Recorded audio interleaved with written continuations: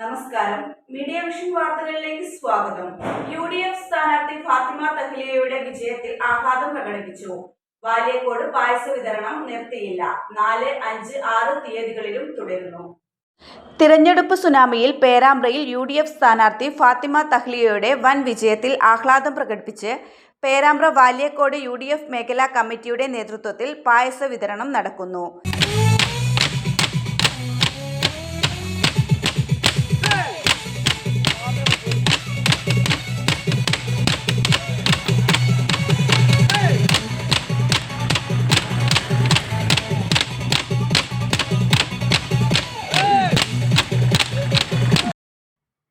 തെരഞ്ഞെടുപ്പ് ഫലം വന്ന ദിവസം മുതൽ 2000-ഓളം പേർക്ക് സേമിയ പായസം, അരിപ്പായസം, തരിപ്പായസം തുടങ്ങിയവയാണ് വിതരണം ചെയ്യുന്നതെന്ന് സംഘാടകർ പറഞ്ഞു.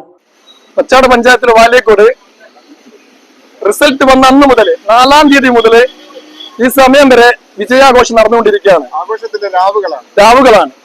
അതിൽ ഇന്നലെ ഏകദേശം 2000-ഓളം ഇരട്ടി 4000.